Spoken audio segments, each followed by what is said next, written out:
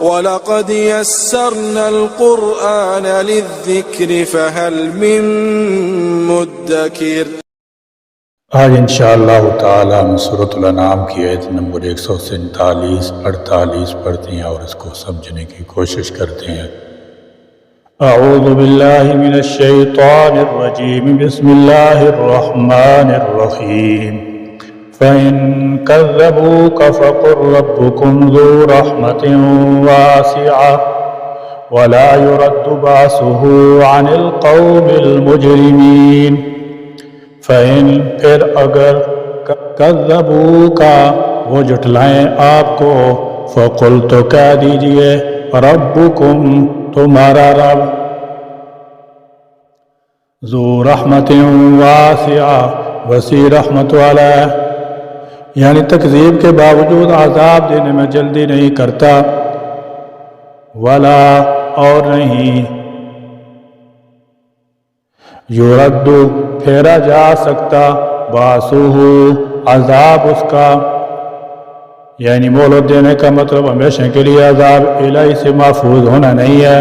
وہ جب بھی عذاب دینے کا فیصلہ کرے گا تو پھر اسے کوئی ٹال اور پھیر نہیں سکے گا۔ عن القوم ان لوگوں سے، المجرمین جو مجرم ہیں۔ فرمایا فَإِن كَذَّبُوكَ اگر یہ لوگ آپ کو جھٹلائیں، آپ کی بات نہ مانیں، فَقُل پس آپ کہہ دیں رَبُّكُمْ ذُو رَحْمَةٍ وَاسِعَةٍ تمہارا پروردگار بڑا وسیع رحمت کا مالک ہے، اس کی رحمت کی چادر ہمیشہ تنی رہتی ہے جس سے لوگ مستفید ہوتے رہتے ہیں، لہذا تم بھی رحمت کے اس دریا میں غوطہ لگا لو۔ اس کی رحمت جب ہی حاصل ہو سکتی ہے جب اس پر ایمان لاؤ، اس کے احکام کی تعمیل کرو اور برائی سے بچ جاؤ، اور اگر اس کی نافرمانی کرو گے تو یاد رکھو وَلَا يُرَدُّ بَأْسُهُ عَنِ الْقَوْمِ الْمُجْرِمِينَ مجرم لوگ اس کی سزا سے بچ نہیں سکتے، وقتی طور پر مہلت تو مل سکتی ہے مگر وہ مواخذہ کے بغیر چھوڑتا نہیں۔ بخاری شریف کی روایت میں آتا ہے اللہ تعالیٰ جل شانہ ظالم کو مہلت دیتا رہتا ہے، پھر جب اسے پکڑتا ہے تو سزا کے شکنجے میں جکڑ لیتا ہے۔ دنیا میں بعض نافرمان اور باغی لوگ بظاہر عیش و عشرت کی زندگی گزارتے ہیں، مگر اس کا یہ مطلب نہیں کہ اللہ تعالیٰ جل شانہ ان سے راضی ہے، بلکہ یہ تو استدراج ہے، خدا تعالیٰ کی طرف سے ڈھیل دی جا رہی ہے۔ کوئی شخص بغاوت کرتا ہے، کفر و شرک کا ارتکاب کرتا ہے،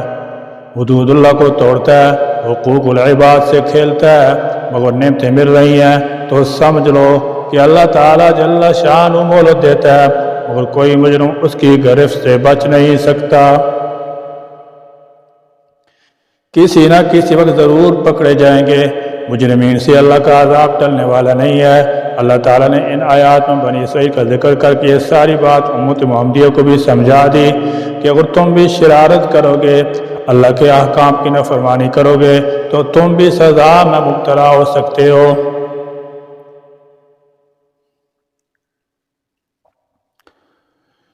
سَيَقُولُ الَّذِينَ أَشْرَكُوا لَوْ شَاءَ اللَّهُ مَا أَشْرَكْنَا وَلَا آبَاؤُنَا وَلَا حَرَّمْنَا مِنْ شَيْءٍ كَذَلِكَ كَذَّبَ الَّذِينَ مِنْ قَبْلِهِمْ حَتَّى ذَاقُوا بَأْسَنَا قُلْ هَلْ عِنْدَكُمْ مِنْ عِلْمٍ فَتُخْرِجُوهُ لَنَا إِن تَتَّبِعُونَ إِلَّا الظَّنَّ وَإِنْ أَنْتُمْ إِلَّا تَخْرُصُونَ۔ سَيَقُولُ ان قریب کہیں گے الذین وہ لوگ جنہوں نے اشرکو شرک کیا، لو اگر شاء چاہتا اللہ اللہ ما تو نہ اشرکنا شرک کرتے ہم، ولا اور نہ آباؤنا باپ دادا ہمارے، ولا حرمنا اور نہ ہم حرام کرتے۔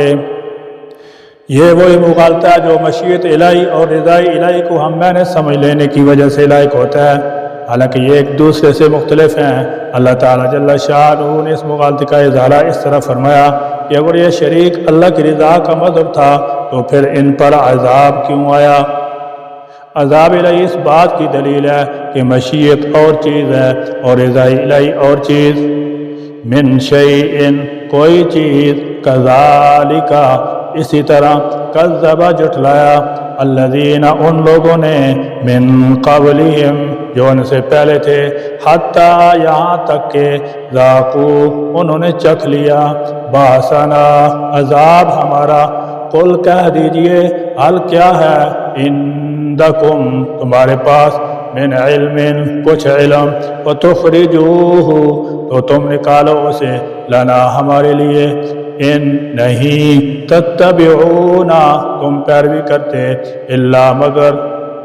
الظن ظن کی گمان کی یعنی اپنے دعوے پر تمہارے پاس دلیل ہے تو پیش کرو لیکن ان کے پاس دلیل کہاں وہاں تو صرف اوہام و ظنون ہی ہے مطلب یہ ہے کہ انہیں مشرکانہ رسوم و رواج کے لیے تمہارے پاس کتاب الہی سے کوئی دلیل ہے جن کا ذکر سابقہ آیات میں ہو چکا اور ظاہر ہے کہ جب کوئی علمی دلیل نہ ہو تو باقی صرف ظن و گمان ہی رہ جاتا ہے وَإِن اور نہیں تم الا مگر تخرصون تم قیاس ارائیاں کرتے ہو مشیت الہی اور رضائی الہی کا فرق انسان کی یہ عادت ہے کہ وہ اپنی کوتاہی اور قصور کا اعتراف کر لینے کی بجائے اسے کسی دوسرے کے سر تھوپنے اور خود بری ذمہ ہونے کی کوشش کرتا ہے یا اس کی کوئی اور ایسی وجہ تلاش کرتا ہے جس سے اس کے ذمہ کوئی الزام نہ آئے اور یہ صرف یہود ہی کی بات نہیں بلکہ ان سے پہلے لوگ بھی ایسا ہی جواب دیتے رہے ہیں جیسے کہ اسی آیت میں آگے ذکر ہو رہا ہے اور آئندہ بھی ایسا جواب دیتے رہیں گے اور اس غرض کے لیے سب سے عمدہ بالا مشیت الہی کا ہوتا ہے حالانکہ مشیت الہی کا علم اللہ کے سوا کسی کو نہیں ہو سکتا ممکن ہے مشیت الہی میں یہ بات ہو کہ یہ مشرکین اسی طرح شرک میں پھنس کر اور اپنے آباء و اجداد کی تقلیل کر کے دنیا میں ہی عذاب کے مستحق قرار پائیں اور آخرت میں بھی مشیت الہی کو اپنے بچوں کے لیے ڈھال بنانے والے عموماً یہ بات بھول جاتی ہیں کہ اللہ کی مشیت اور اللہ کی رضا میں بہت فرق ہے مثلا اللہ کی رضا اس بات میں ہے کہ سب لوگ اس کے فرمانبردار بن جائیں اور کوئی شخص کفر و شرک یا ظلم و زیادتی کی راہ اختیار نہ کرے مگر اس کی مشیت یہ ہے کہ اس دنیا میں لوگوں کا امتحان لیا جائے اس لیے اللہ تعالیٰ جل شانہ نے انسان کو قوت تمیز اور قوت ارادہ اختیار عطا کی پھر اسے اسلام اور کفر و شرک اور نیکی بدی کی راہیں الگ الگ سمجھا دی پھر جو شخص اپنے ارادہ اختیار سے اللہ کا فرما بردار ہو اسے اس کا اچھا بدلہ ملے اور جو شخص کفر و شرک کی راہ اختیار کرے اسے اس کی سزا ملے پھر ان دونوں گروہوں میں حق و باطل کا مار کبھی مشیت الہی ہے کسی کو ہدایت قبول کرنا مشیت الہی بھی ہے اور رضائی الہی بھی اور کفر و شرک اختیار کرنا مشیت الہی تو ہے مگر رضائی الہی ہرگز نہیں ہے لطف کی بات یہ ہے کہ انسان کو مشیت الہی کی بات اس وقت یاد آتی ہے جب وہ اللہ کے حقوق کو پامال کر رہا ہو لیکن جب اس کے اپنے حقوق تلف ہو رہے ہوں تو وہ کبھی مشیت الہی کے عذر کو قبول نہیں کرتا مثلا کسی گھر چوری ہو یا ڈاکہ پڑے تو وہ یہ کبھی نہ کہے گا کہ چونکہ مشیت الہی ہی یہ تھی اس لیے چور یا ڈاکو کا کیا قصور ہے لہذا اسے کچھ نہ کہنا چاہیے اسے اس وقت وہ اختیار یاد آ جاتا ہے جو مجرم نے جرم کرتے وقت استعمال کیا لہذا اسے مجرم اور خود اپنے آپ کو مظلوم سمجھتا ہے حالانکہ مشیت الہی کے اسی ضابطہ کے مطابق اسے اپنے آپ کو مظلوم بھی نہ سمجھنا چاہیے کیونکہ مشیت الہی ایسی تھی یا اللہ دین کے معاملے میں ہم سے جو ظلم و زیادتی گزشتہ دور میں ہو چکی ہے اسے معاف فرما دیجئے اور آئندہ ہم کو راہ راست پر چلنے کی توفیق کاملہ نصیب فرمائیے اور شریعت مطہرہ کی ظاہر و باطن میں کامل پابندی نصیب فرمائیے یا اللہ آپ کے سارے احکام و فوائد مسلط کے ہوتے ہیں ہر حال میں اپنے احکام کی ہم کو پابندی اور تابعداری نصیب فرمائیے اور عقل حلال ہم کو نصیب فرمائیے اور عقل حرام سے کامل طور پر بچنا نصیب فرمائیے آمین یا رب العالمین وآخر دعوانا ان الحمد للہ رب العالمین